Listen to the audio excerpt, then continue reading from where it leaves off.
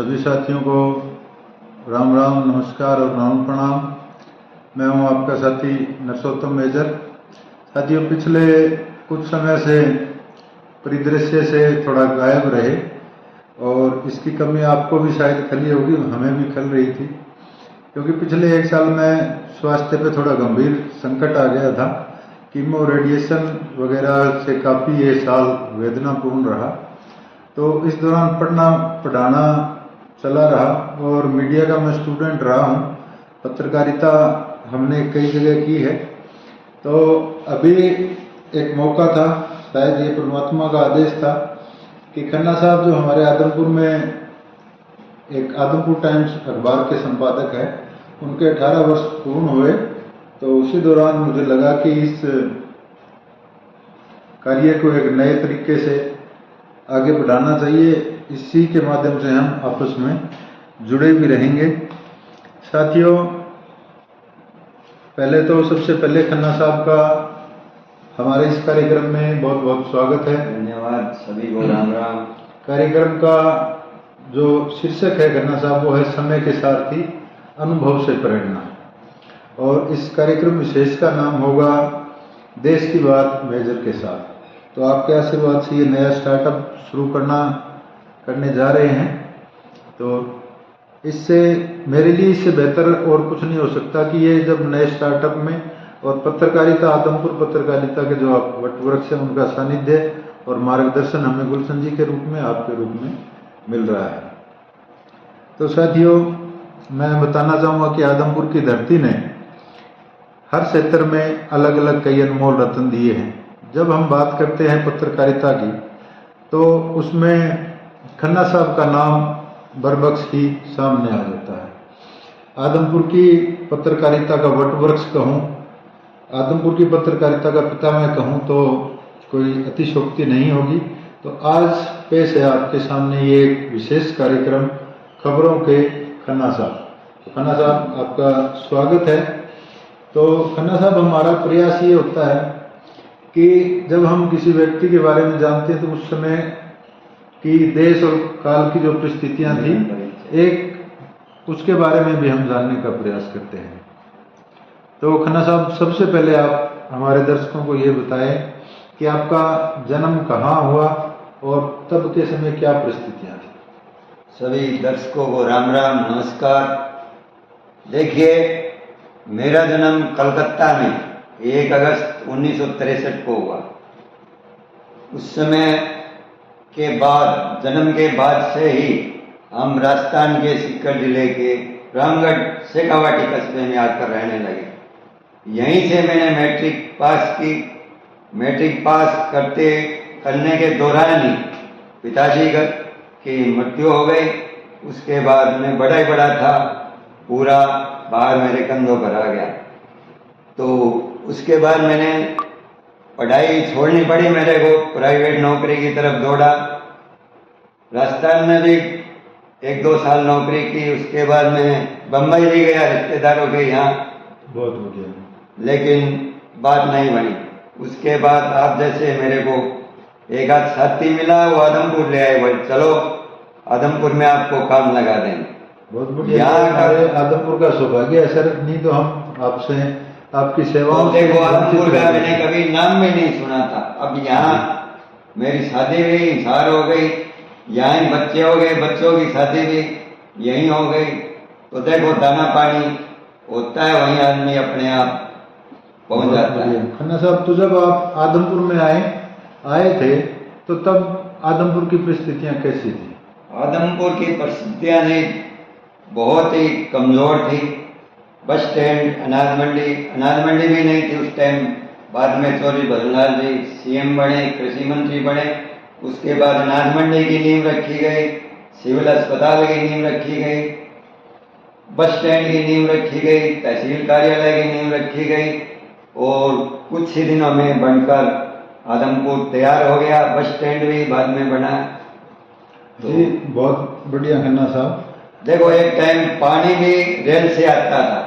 आदमपुर के लोग पानी के लिए सुबह कोयले वाला इंजन आता, पीछे एक टैंक लगाता, उससे पानी भरते।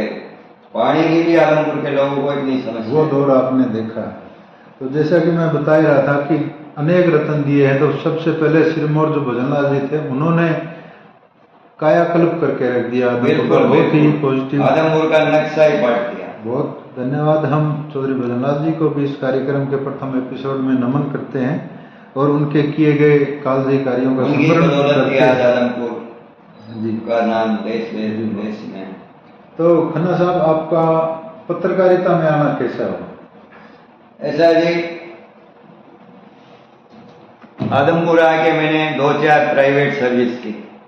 60 रुपए महीने में भी मैंने पढ़ाने का काम शुरू किया। 60 रुपए महीने में, उस समय 60 रुपए में मेरे को आदमपुर में कमरा किराए पे मिला। 60 रुपए में हम अनाज मंडी में, अब लगाइए 60 रुपए महीने में मैंने पढ़ाई शुरू की, पढ़ाना शुरू किया। लेकिन खर्चा ज्यादा था, मैंने वो काम भी छोड़ दिया। फिर एक प्राइवेट सर्विस की, यहाँ लाला देवचंद जी के भी रहा, यहाँ झांसलवाड़े हैं सत्यनारायण जी क्रांति चौक पे, उनके भी सर्विस की, हिसार अनाज मंडी में भी सर्विस की। लेकिन नियति को कुछ और ही मंजूर था। आपको पत्रकारिता की तरफ लेके आना था।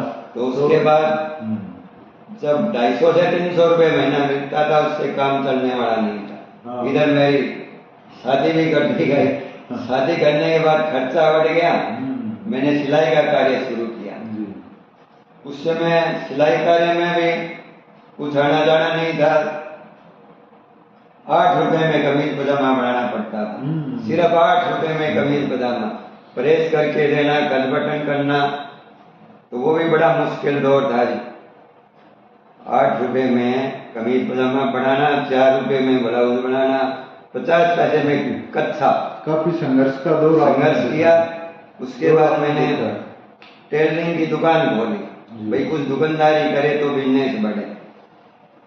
लगभग 10 साल मैंने टेलरिंग की दुकान की, टेटरन बटन सब बेचे।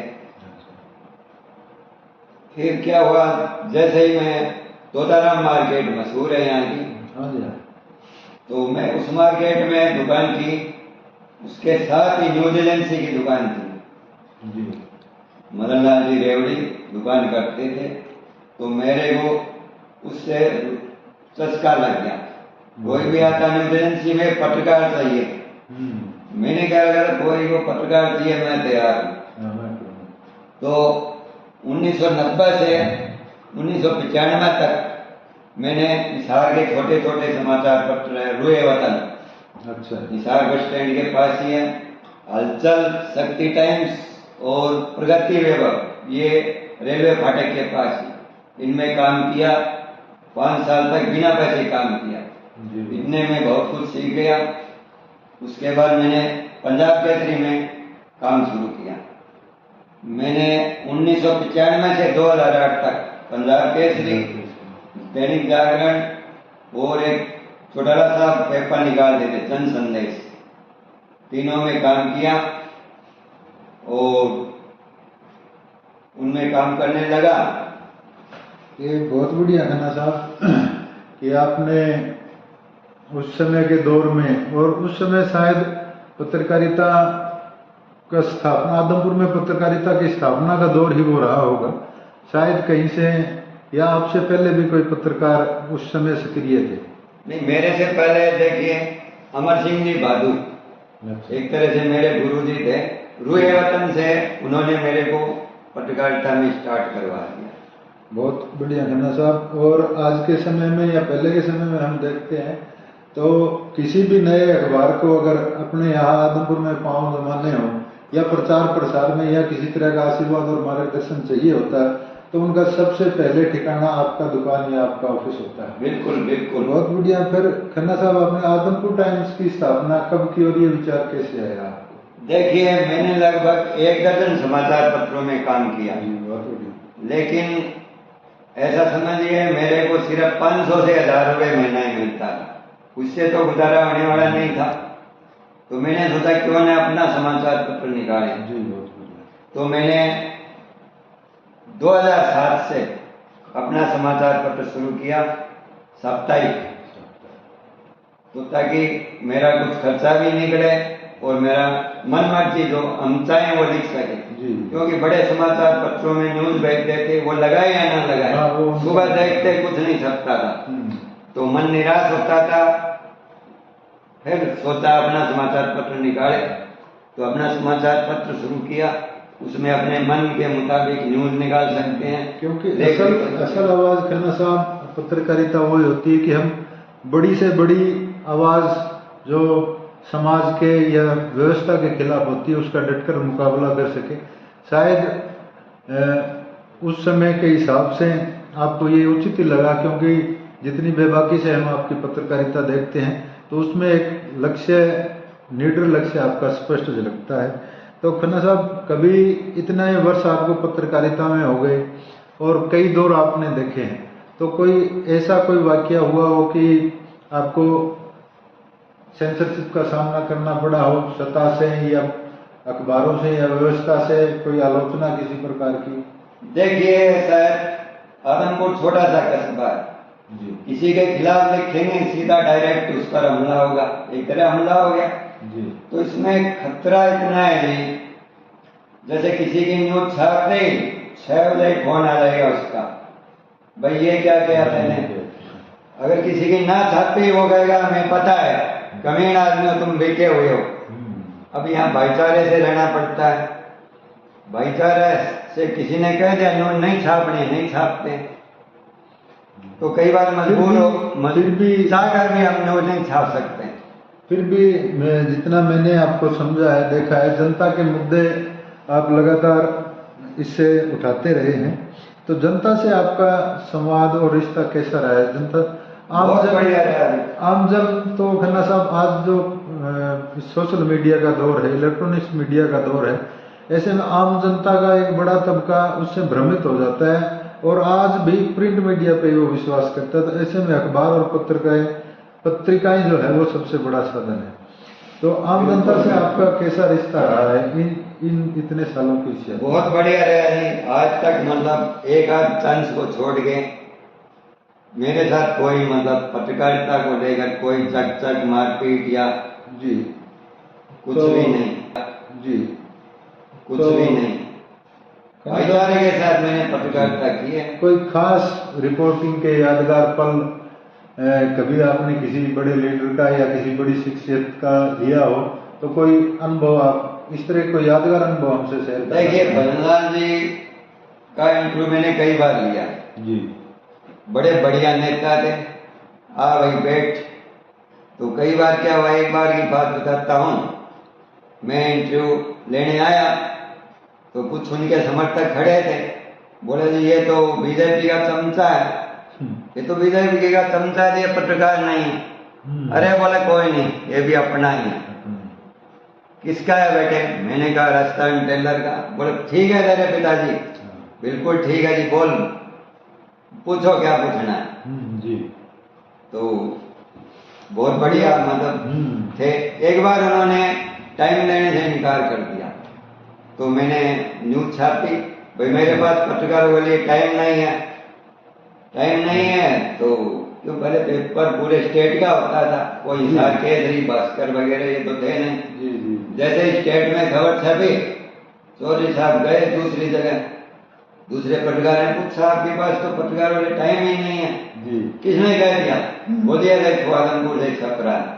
तो मेरे को बुलाया, बोले बेटे ठीक छापा कर थोड़ा। अब वो तो अपने तो सामने शायद उस समय अपनेपन में कहा भी अपने आदमपुर में तो बातचीत करने के लिए लोगों से आए हैं, पत्रकारों से तो चंडीगढ़ में दिल्ली बात करते शायद, लेकिन आपसे अच्छा वो पूरा आदमपुर से अच्छा स्नेह उनका। तो आपके निजी जीवन पर खन्ना साहब इस पत्रकारिता के चुनौतीपूर्ण पेशे का क्या प्रभाव पड़ा है? निजी जीवन पे ऐसा चस्का लगा कि मेरे दोनों बच्चे पढ़ने से रह गए, पढ़ने से ऐसे रह गए, मेरे को चस्का लग गया। आज भजनलाल जी आ रहे हैं, आज देवलाल जी आ रहे हैं, आज बंसीलाल जी आ रहे हैं, टाइम उनका 2 बजे का, आते वो 9 बजे थे। मैंने क्या किया, बच्चे चौथी या 5वीं में थे, सिर्फ 9-10 साल के, आज तेरे को दुकान पे रहना, आज तेरे को, ऐसा करके उनका भविष्य भी खराब हो गया इस पत्रकारिता चक्कर में। नहीं खन्ना साहब, परमात्मा ने जो परमात्मा देता है वो लेता भी है। आज आपके दोनों बच्चे अच्छे, आपके प्रिंटिंग के व्यवसाय में अच्छे तरीके से दोनों सेट हैं। परमात्मा से आपके पूरे परिवार के अच्छे भविष्य और सुखद की हम कामना भी करते हैं। एक लास्ट प्रश्न खन्ना साहब, आप युवा पत्रकारों को क्या संदेश देना चाहेंगे? आज के समय में तो जिसके पास मोबाइल है वो पत्रकार हो गया, और सोशल मीडिया पे इतनी तरह की भ्रम की बातें फैलती रहती है। तो आप जो युवा साथी हमारे जो रिपोर्टिंग का अभी काम शुरू किया है या इस पेशे में, तो उनको आप क्या संदेश देना चाहेंगे? युवाओं से यही कहना है कि क्षेत्र में अगर आप काम करना चाहते हैं तो कम से कम 10 साल अगर आप मेहनत करोगे तभी आगे बढ़ पाओगे। अन्यथा पत्रकारिता के क्षेत्र में काम करना बड़ा टेढ़ा काम है। कम से कम 10 साल संघर्ष करना पड़ेगा आपको, क्योंकि इस समय सोशल मीडिया बहुत ज़्यादा चरम सीमा पर है, उनके आगे टिक पाना बड़ा मुश्किल है। बहुत बढ़िया खन्ना साहब। तो ये थे आज के हमारे इस खास कार्यक्रम में खबरों के खन्ना साहब, आदमपुर की पत्रकारिता के स्तंभ, हमारे आदरणीय विनोद वर्मा उर्फ खन्ना साहब। तो साथियों, आपको ये मेरा पहला प्रयास कैसा लगा इसके बारे में आप अवश्य बताएं और इसके प्रचार प्रसार में सहयोग भी करें। साथियों, हर व्यक्ति का जीवन चाहे कोई भी हो, उसके जीवन एक कहानी होता है, एक प्रेरणा लिए हुए होता है। तो हम आगे से भी इस तरह की विभिन्न क्षेत्रों की शख्सियतों को बुलाकर और विस्तार जितना हम इसमें देना चाहें दे सकते हैं। वर्तमान के इस सोशल मीडिया का जो प्लेटफॉर्म हमें मिला है, इसका सदुपयोग करते हुए हम और आपके सबके उत्तम स्वास्थ्य की कामना के साथ वंदे मातरम, जय हिंद।